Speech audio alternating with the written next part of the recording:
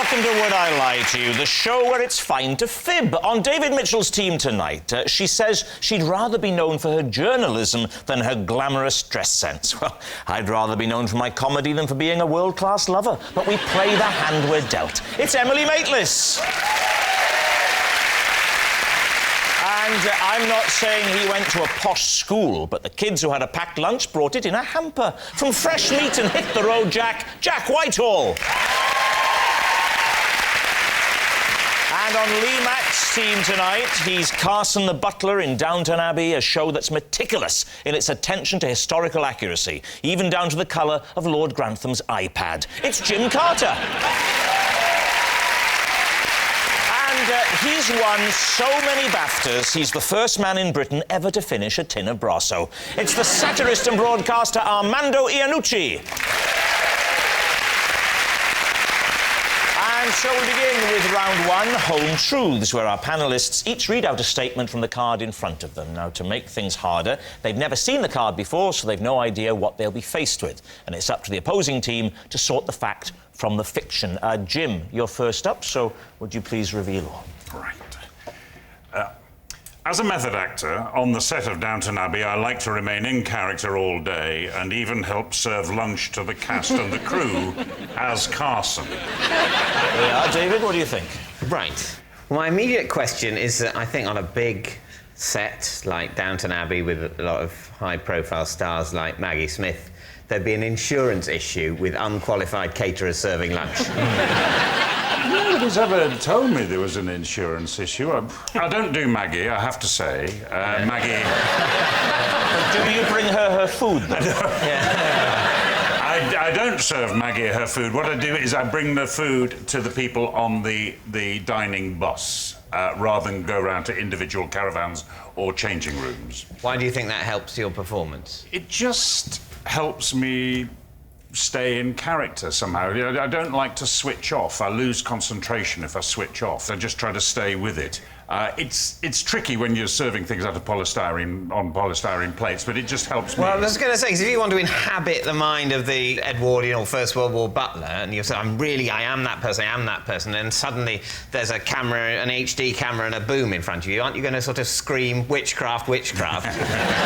What is this madness? The aliens are here. No, I would never dream of doing that, because I'm in the bubble, you know, so I don't notice those things. Do you do it with every role that you play? So if you were doing a film about, say, like a man that liked wearing women's underwear, you would be committed to wearing women's underwear for the whole shoot? You're the only person who's seen that film, Jack.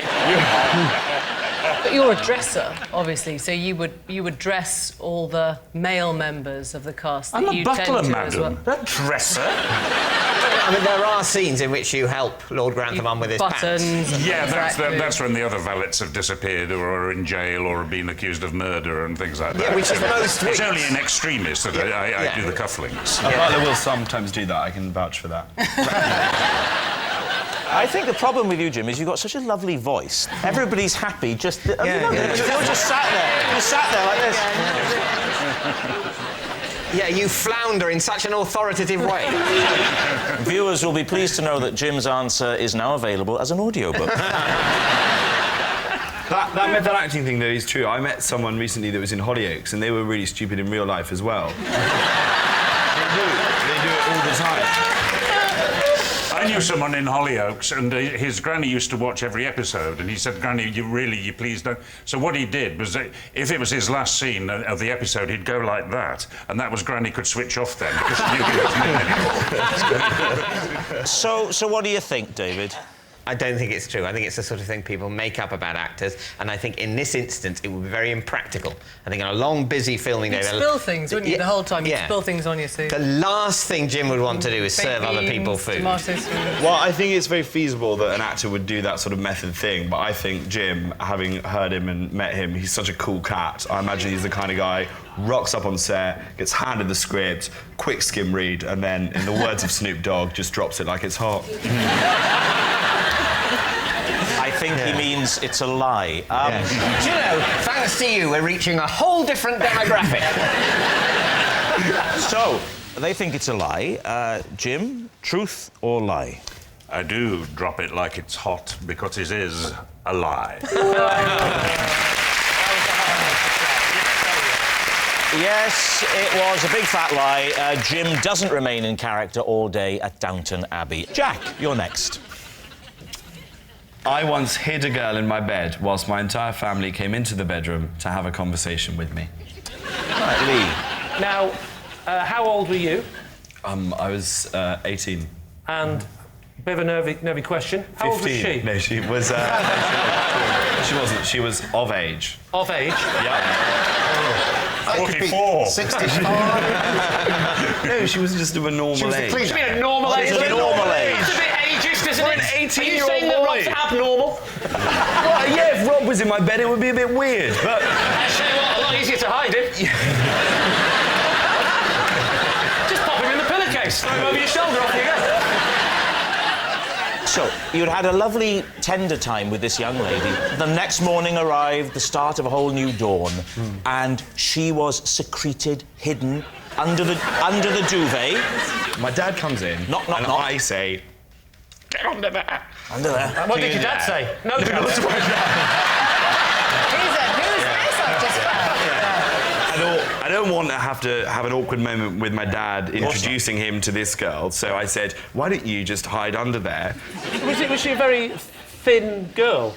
Because I would have thought you would have seen a body under a duvet. Yeah. You see, you don't understand the kind of toggage that I'm rocking back at home.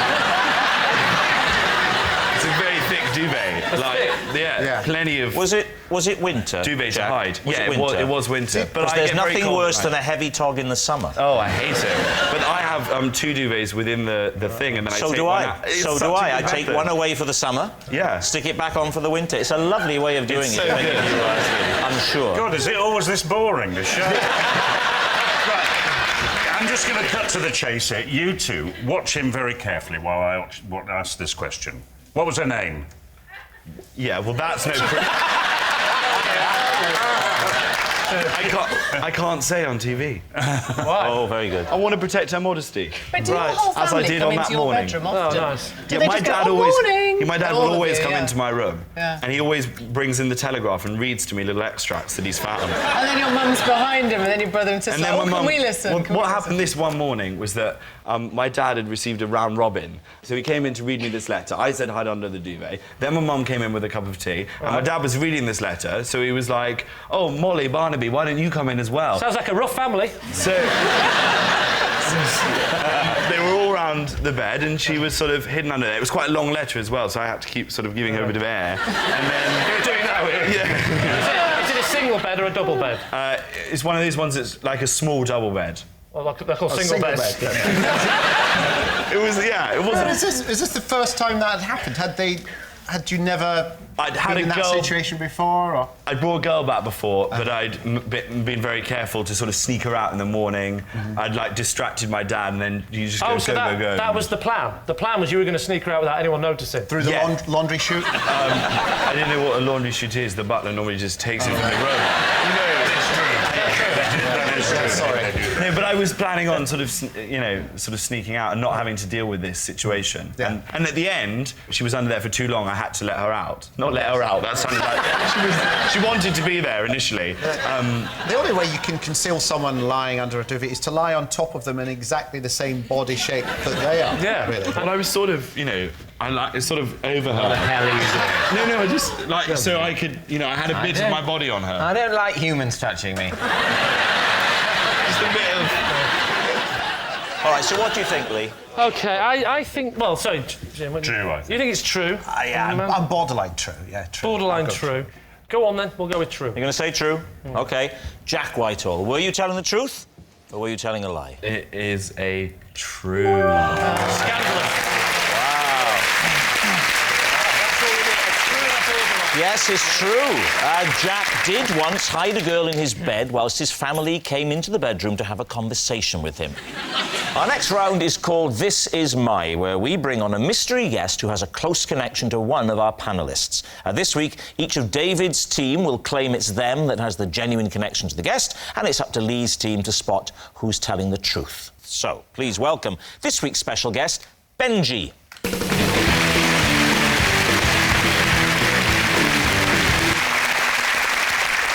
So, Emily, what is Benji to you? This is Benji. He's helping me to fulfil my recurring dream, which is to do the splits. Jack, how do you know Benji? This is Benji, and last year he hypnotised me and a friend so that we could watch the Harry Potter films as though we'd never seen them before. And finally, David, your relationship with Benji? This is my ice cream man, Benji. Oh, it's not, is it, David? It really isn't. This, as I say, this is my ice cream man, Benji, and he calls me Two Flakes. Go on. Because he always gives me 2 flakes in my 99. There we are. Lee, where do you want to start? Well, I want to start with Emily, because I want to establish exactly what we're talking about. Are we talking about a reoccurring dream you have and you want to get rid of the dream, so he's helping you somehow with that dream, or it's a lifelong dream to do the splits? It's a recurring dream, and he's helping me to get flexible in. You need to be. Don't need for the So splits. You need to it's get not to do with your mind, it's to do with your body. It's trying to help you achieve your goal of actually doing the splits. Yes, that's right. What angle have you got to so far? What, right leg or left leg? To produce an angle, you need both legs. Trust me, that's my chat-up line.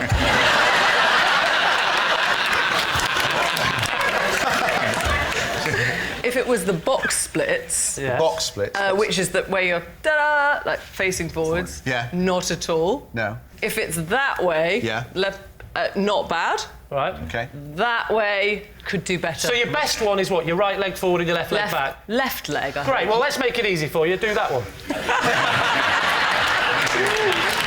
No, I'm not very. I can't. No, the point is. What? What is the point? The point is, it's a recurring dream. That's really weird. I have a recurring dream with you doing the splits in it as well. I have a recurring dream that I'm a piece of cheese and a womble's chasing me. I don't wake up and then go up to the nearest man and go, I don't suppose you could dress as a womble, I'll dress as a piece of cheese and you chase me. You don't then try and do it. Maybe you should. There are different sorts of dreams, though, aren't there? There are dreams you want to come You're true. not going to break into song again, are you, David? So what's he teaching you to do then? Is it Pilates? Is it? It's about the technique. It's Pilates. Oh, Don't give a multiple choice. Have you had enough now of Emily? Do you want to move on? Never have enough of Emily. All right. David, can I ask you a very mundane question? How much does Benji charge you for a double flake 99? He charges me £1.50. How much to the regular customer is a double flake ice cream? A double flake ice cream is not available to the regular customer. What thoughts went through your mind when he... Presumably there was a time when he said, I'm not going to give you just 1, I'm going to give you 2. Basically, my thoughts were a mixture of pleasure and embarrassment. So, like in so many scenarios. How often is Benji in your area? I mean, how many times a week does he service your street? Benji's ice cream van is often parked in at a certain place. Yeah. Where is this place? Passing by Queen's Park in northwest London. And why are you regularly passing Queen's Park in northwest London? Because I often walk that way from my flat to the BBC. Who affected the introduction, David? I mean, who proffered the name Benji? I mean... Well, Benji proffered his own name. Did he? In what circumstances? Benji recognised me in my capacity as someone who has been on television. When were you on television?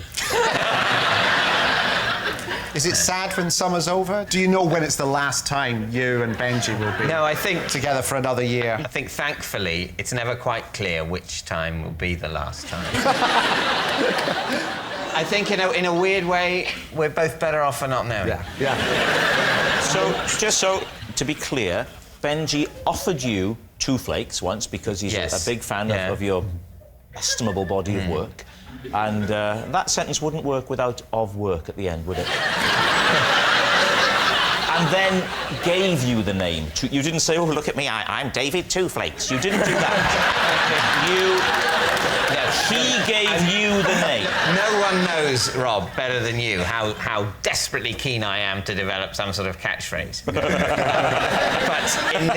in this scenario, it wasn't me, no. So and I think actually it wasn't the first time. I wasn't given the name Two Flakes by Benji the first time. Well, of course not. That would be madness. It sort of developed probably the second or third Fourth time. or fifth, sure. You'd need a pattern to have developed. Some sort of pattern had developed. Has he ever offered to put anything else on your cone? No. OK, let's move on to Jack. Jack, remind us again of your connection. Benji hypnotised me and a friend so that we could watch the Harry Potter films like we'd never seen them before. So you've obviously seen what? You've seen them all? Yeah. Right. I'm a massive pothead. Right. And you were so desperate to watch them again that you got... Well, I mean, what is obviously a professional hypnotist or a friend who can do it? Well, basically, last year when Deathly Hallows Part 2 came out and it was the end, it was really sad. And I was going through quite a bad time. And I was also trying to give up smoking. And Benji was actually helping me doing that. And we were talking about that. And I said, what else have you done? You know, hypnotised other people to do other things? He said, yeah, well, he'd done it to someone that had watched Star Wars and then enjoy that experience. I was like, that sounds amazing. Could you do that for me and some friends to watch? I think after this show, people are going to want to use his services. When he's hypnotising you, what happens? Well, he puts you into a sort of transient state. Is he dressed as a wizard? How does he get you into a transient state? What does he do? Well, he talks to you, he relaxes you. What does he say? Well, I can't remember. I was in a transient He's good, state. isn't he? What's it going to be, Lee? Who do you think I don't know. it is? Listen, it's either Two Flakes or Two Legs. Not Harry Potter, then? I don't know. Draco Dorman Nunquam Titilandus. Yeah, a couple of potheads in. That is, of course, the Hogwarts school motto. Never tickle a sleeping dragon. Right. I tell you what, that's a good memory, considering you've technically only seen it once. Right, we need an answer. Lee's team, is Benji Emily's splits teacher, Jack's mind-wiping hypnotist, or David's flaky friend? What are you going to say? Oh, this is tough because they're all so not true. We're going to go for the most ridiculous answer. We're going to go for Jack. You're going for Jack? Yeah. You're saying it's Jack? You're saying it's Jack, it's the hypnotist, it's the Harry Potter... Oh, OK. So, Benji... Emily. Change it to Emily. Change it to Emily. It's Emily. What are you saying? You're saying it's Emily, it's the splits. Jack, we'll go for Jack. Will we go for Jack? I tell you what, we'll just tell you. It doesn't matter. What are you saying? We'll go for Jack. Jack, yeah. You're saying Jack? OK, right. Benji, would you please reveal your true identity? I'm Benji, and I've been helping Emily achieve her dream of doing the splits. Wow. Wow. And the obvious next question is, would you be willing to give us a quick splits? Of course. Whoa!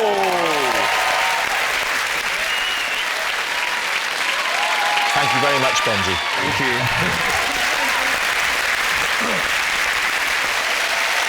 Which brings us to our final round, Quickfire Lies. We start with... David. Last year, I was forced to abandon the purchase of a new armchair mid-transaction because the shop assistant used the terms well gel and amazeballs.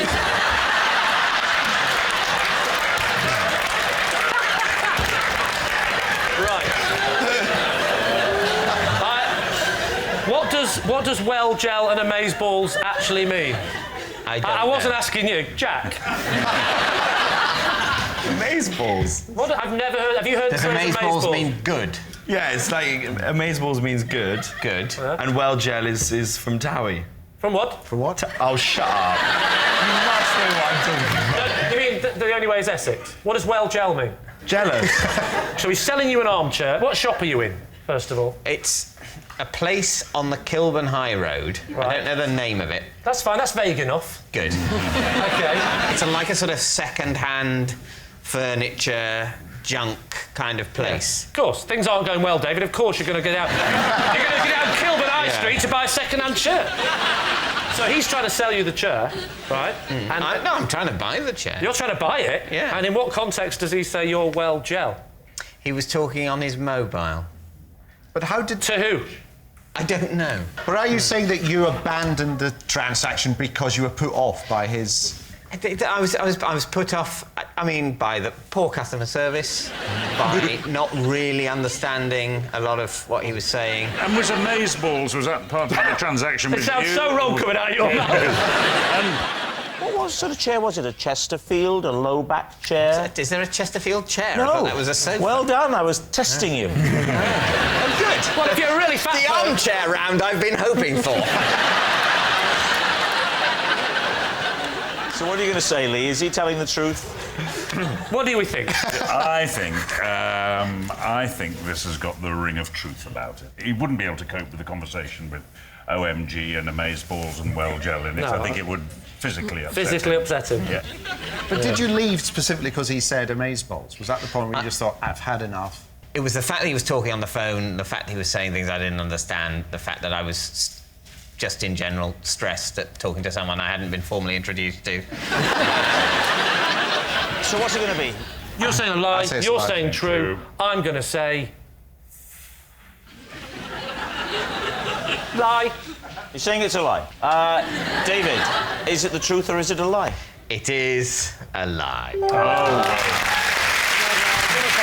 Yes, it's a lie. Last year, David didn't abandon the purchase of a new armchair because the shop assistant used the terms well gel and amazeballs. Next. It's Armando. Oh. I once had to abandon my car in a safari park after a baboon climbed through the sunroof, lay down on the back seat and fell asleep. OK, so where in the safari park is the car? In the lion enclosure.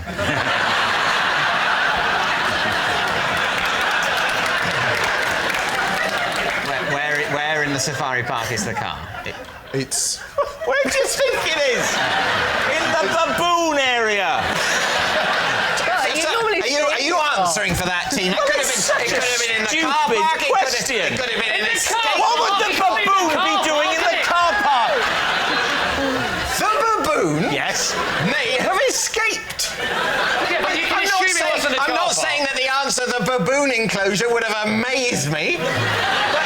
Do you wonder perhaps if I didn't expect to have to defend myself to this extent without owning questions. It's a stupid question. Where do you think he was? The gift shop? If it's a stupid question, cut it out in the edit. No, it'll be left in to show you for the Where? charlatan that you are. In the safari park was your car. The baboon area! Thank you. As I suspected.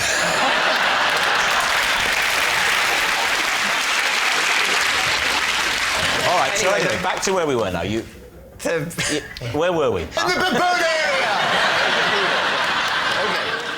So, why was the sunroof open? It wasn't. It Let wasn't. me mime it for you. Why was the sunroof open? Is that how you think sunroofs work nowadays? When was the last time you had a car? Why don't we all open our sunroof? Let's get the audience opening their sunroof as well. Come on, let's all open our sunroof together. Emily, open your sunroof, girl. I'm sorry, it's still a bit hot in here. Shall we open the windows?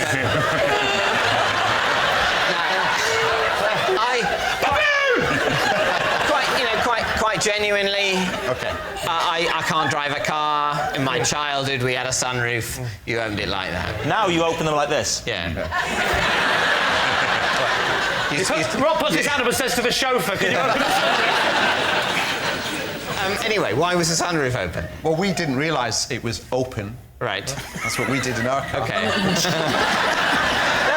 You're as bad as each other, you two, aren't you? The sunroof isn't there, is it? Okay. You've just No, done the that. bu- You've just no. opened the boot and let the baboon in.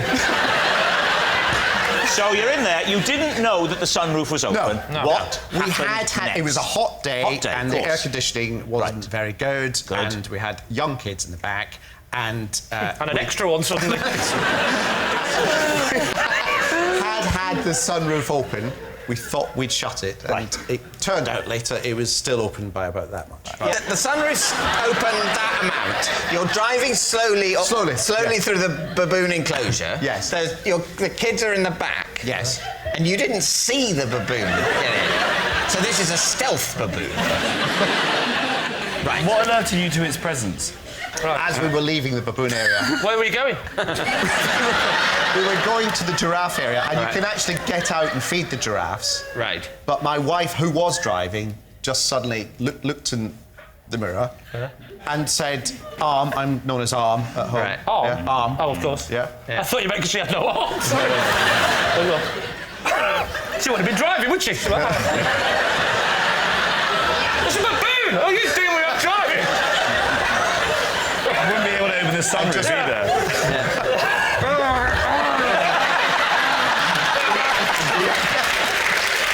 You deal with it, Arm! Bloody Arm! Oh, what's that? And I turned around and saw a sleeping baboon. And your kids are in the back as well. Why did they not How many notice? children? It was a seven-seater. They always want to go right at the back. Ah, so there was a whole middle tier for baboons. For baboons. But your kids didn't notice a baboon crawling in. Of course they noticed. But they didn't say They it. were loving it. They're saying, don't tell them. They'll hate the baboon for some reason. If you're all against wild animals in the car. If you're 4 and 2 and an animal gets in your car and sits and sleeps in front of you. Yeah. They're getting the big purple backside. This for them. Because they're in the back, they're going, Yeah. this 3D film's brilliant. And how did this all resolve itself? Well, fortunately, the next enclosure was the giraffe enclosure, and you can get out, and there were people there. And the giraffes ate Giraffes the and baboon. zebras, yes. One of the warders. Yes. Jim's giving us a lovely Oh, giraffe. sorry. So one of the warders came and what did they shoo it out? Both doors open. They slid open, and it just scarpered out. What are you thinking? We need a decision. We need truth or lie. What are you going to What say? do you think, Emily? I think it's true. Do you have a clue, Jack?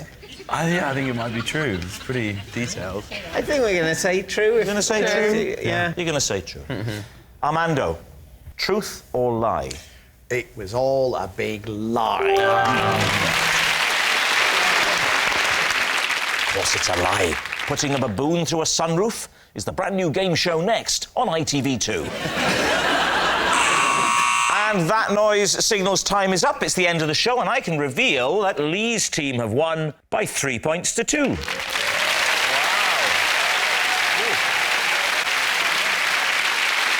And my individual liar of the week this week is Jim Carter.